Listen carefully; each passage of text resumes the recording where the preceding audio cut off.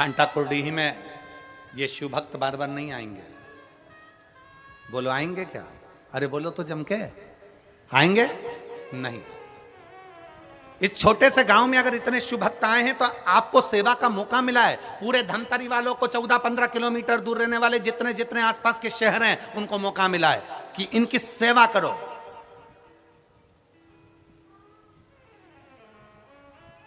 इसलिए बिठले सेवा समिति माना, यहां समिति भोजन करा रही है, पर बिठले सेवा समिति ने नियम लिया था कि 16 श्राद्ध में 16 दिन तक जहां कथा होगी, जैसे अभी 5 दिन की कथा यहां हो रही छत्तीसगढ़ में, तो यहां पर, और फिर इसके बाद में नंदगांव नासिक जिला महाराष्ट्र में कथा होगी 26 तारीख से, तो उसमें भी ऐसे पूरे श्राद्ध पक्ष में बिठले सेवा समिति कुबरेश्वर धाम भी अपना भंडारा चला रहा है, जिससे लोगों का मुख झूठा हो सके, जो आया है उसको तृप्ति हो सके, उसको तृप्ति हो सके।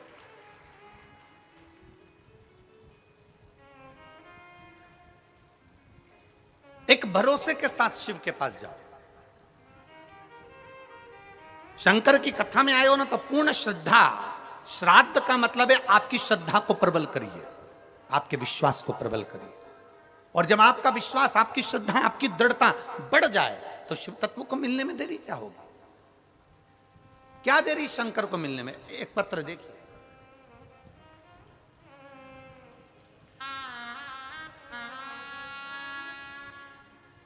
मैं सरिता मिश्रा, पति आतिश कुमार मिश्रा, शिव चौक, रामसागर पारा,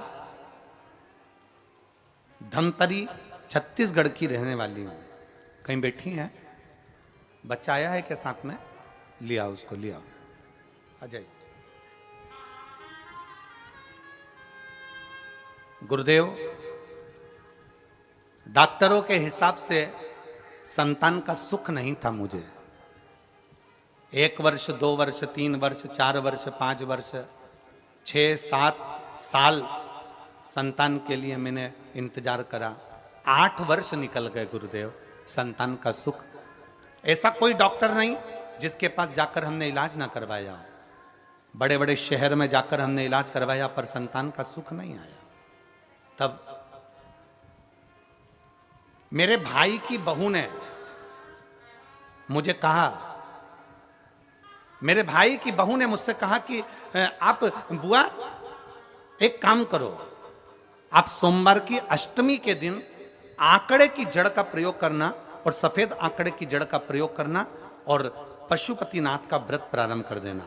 गुरुदेव, मैंने 10/1/2022 को जब सोमवार की अष्टमी पड़ी, आप कहते हो कि सारी अष्टमियों में सोमवार की अष्टमी श्रेष्ठ होती है, जो बाबा से मांगा जाता है वो बाबा देता है। मैंने 10/1/2022 को जब सोमवार की अष्टमी पड़ी थी तब मैंने बाबा से विनती करी और बाबा से विनय कर कर मैंने सफेद आंकड़े की जड़ को शंकर की मंदिर में जाकर अपनी कमर में बांध लिया। हम पति पत्नी बड़े प्रेम से शंकर भगवान की पूजन करने लगे और बाबा शिव की आराधना करने लगे। विनती करते करते बाबा ने ऐसी कृपा कर दी कि मेरा गर्भ ठहर गया और मेरे 8 साल के बाद बाबा ने पुत्र रत्न की प्राप्ति हुई। मैं बाबा को धन्यवाद देती हूँ। डॉक्टर भी आश्चर्य करते हैं कि तुम्हारे यहाँ संतान नहीं हो सकती, तो संतान का सुख मेरे बाबा ने दिया है। मैं बाबा को यहाँ प्रणाम करने के लिए आई हूँ। एक लाइन अच्छी लिखी है, आप और हम गुनगुनाते हैं कि खाली ना जाता कोई दर से तुम्हारे, खाली ना जाता कोई दर से तुम्हारे, मैं भी खड़ी हूँ नन्ही बाहें पसारे, अपने हृदय से लगा लो, गिरा जा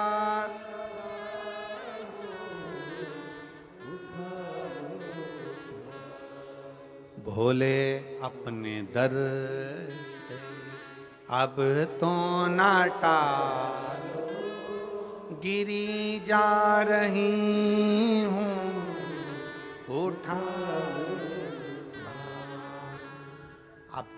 अपने भीतर विश्वास को प्रबल कर लिया। आ जाओ।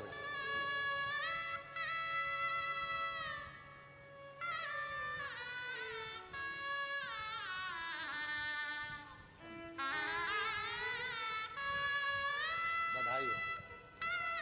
प्रणाम करो, प्रणाम करो, बाबा को प्रणाम करो। हर हर महादेव। एकादशी के दिन हुआ है शंभू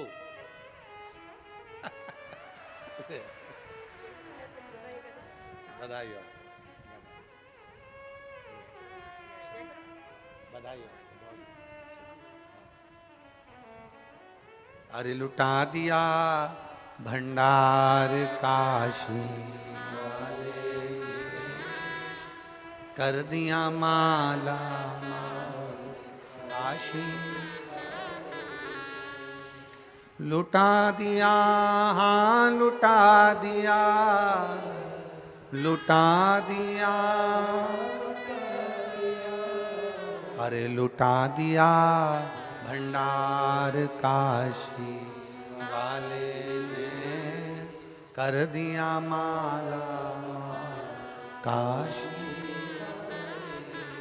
एक विश्वास अपने भीतर प्रकट करिए, शिव के प्रति भरोसा प्रकट करिए।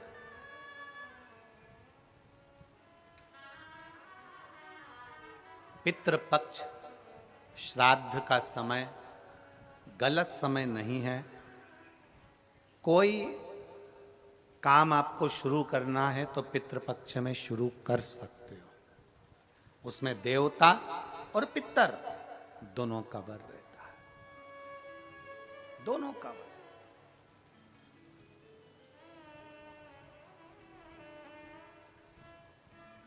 कितना देते हैं शिव?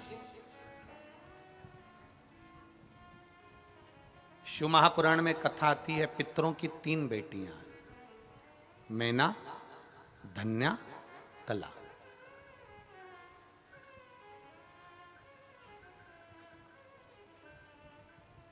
मैना के सुंदर आनंद में पार्वती जी है, धन्या सुनैना बनी जिनकी गोद में माता सीता जी खेले, कला कीर्ति बनी जिनकी गोद में राधा जी खेले। पितरों की 3 बेटी। अब पितरों की 3 बेटियों के 3 देवियां हैं। पहले नंबर पर कौन है? पार्वती जी। दूसरे नंबर पर कौन है? सीता जी। और तीसरे नंबर पर कौन है? जम के बोलो जरा, राधा जी। ये पितरों की बेटियों की बेटियां हैं।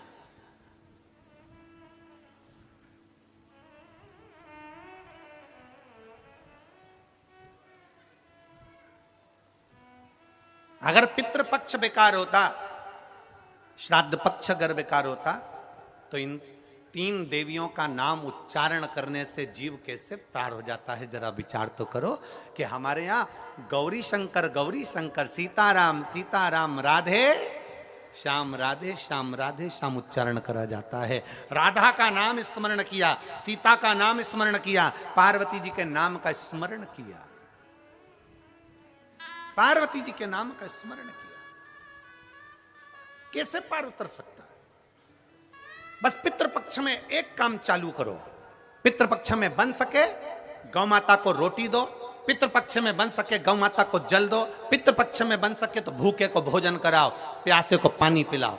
पितृपक्ष में बन सके, तुम्हें किसी ने कह दिया, कोई विद्वान ने तुम्हें बता दिया कि तुम्हारे पितृ दोष है, तुम्हारे घर में काल सर्प दोष है, तुम्हारे घर में ऐसा दोष है, तो एक काम चालू करो। 16 दिन श्राद्ध के एक चावल का दाना देवाधिदेव महादेव के शिवलिंग पर समर्पित करो, दूसरा चावल का दाना अशोक सुंदरी की जगह पर समर्पित करो, और 1 लोटा जल पहले अशोक सुंदरी वाली जगह पर थोड़ा सा चढ़ाओ, उसके बाद शंकर भगवान को उस जल को अर्पित करो। अपना गोत्र बोलकर अपने पितरों का स्मरण कर कर आपका पितृदोष अपने आप शांत हो जाएगा, दोष मिट जाएगा,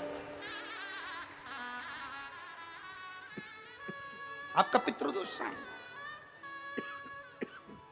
आपका दोष समाप्त।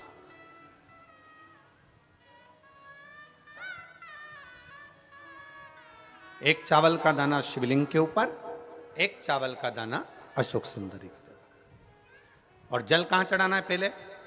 जम के बोलो जरा, आवाज नहीं आई, जम के बोलो जरा। अशोक सुंदरी की जगह। और फिर जल कहां चढ़ाना है? शिवलिंग के ऊपर। शंकर बाबा क्या बोलकर? अपना गोत्र। जिसको गोत्र नहीं मालूम उसको एक चीज मालूम होना चाहिए, शंकर का नाम। श्री शिवाय नमस्तुभ्यम। ओम नमः शिवाय, नमः शिवाय। गौरी शंकर शिव का नाम। जल समर्पित करो। पितृपक्ष में आज कितनी प्रसन्नता है, कितनी प्रसन्नता। मैं इस संपूर्ण समिति को धन्यवाद दे रहा हूं, संपूर्ण समिति। मैं पूरी समिति को, मैं लाखोटिया जी आपको भी धन्यवाद देता हूं और पूरी समिति को धन्यवाद दे रहा हूं कि आज इतने वनवासी क्षेत्र के ना जाने कितने भक्त जो नहीं जा पाए उनको यह कथा सुनने को मिल रही है। और उनके लिए जो भोजन भंडारे की व्यवस्था भी करी गई है, तो शिव तत्व की प्राप्ति है श्राद्ध पक्ष में। और आज हमारी विठलेश सेवा समिति कुबेरेश्वर धाम भी आज आनंद का विषय जानता है कि ये भोजन भंडारा, थोड़ा बहुत भंडारे का क्रम जो चलवा रहे हैं 5 दिन तक, उसका एक आनंद है। और आप सब जितना आस्था चैनल पर श्रवण कर रहे हो, आपको धन्यवाद है जो आपका सहयोग इस कथा के अंतर्गत मिल रहा है। सबको साधुवाद। आपका एक अंश मात्र, एक अन्न का दाना भी अगर कहीं मिल रहा है तो उसका फल आपको प्राप्त हो। और किस क्षेत्र के लिए दे रहे हो, कहां दे रहे हो, जरा विचार करिएगा। एक विश्वास के साथ करो, भजन के साथ, आनंद भरोसे के साथ करिए।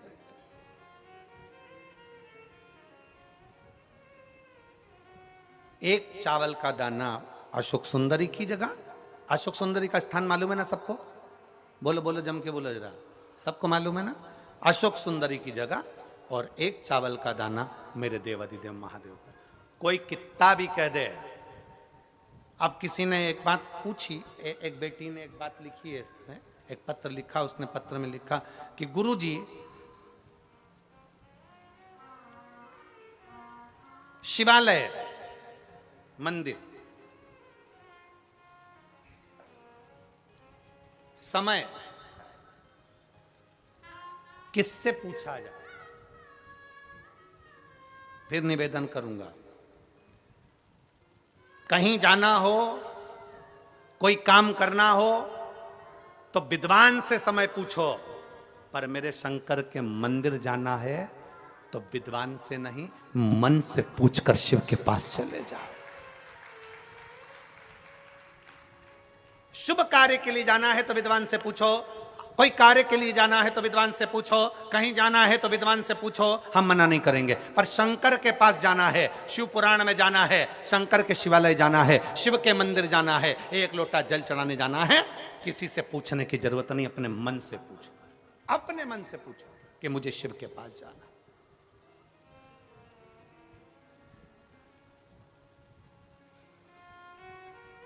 शिव कैलाश का वासी है, शिव शमशान निवासी है,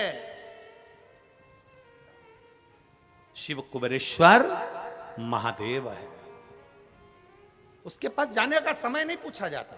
आपके यहां हो सकता है, हमारे उधर तो नहीं होता कि शंकर भगवान शमशान के निवासी हैं। अब मालूम पड़े कोई मर गया तो तुम विद्वान के पास जाके पूछोगे, पंडित जी देख के बताओ हमारे परदादा मर गए, उनको कितनी बजे लेके जाना है? पंडित जी से पूछो। अरे बोलो तो रे, पूछते कोई? शंकर के पास जाने का कोई समय नहीं पूछा जाता, शमशान ले जाने का कोई समय नहीं पूछा जाता। जन्म का समय पूछ लेंगे, शादी का समय पूछ लेंगे, घर का समय पूछ लेंगे, सारा समय पूछ लेंगे, पर मेरे काल अधिपति महाकाल के पास जाने का कोई समय नहीं पूछता। उसके पास तो वो बुलाता है तब जाना ही पड़ता है। वो जब बुलाएगा तुम्हें जाना पड़ेगा।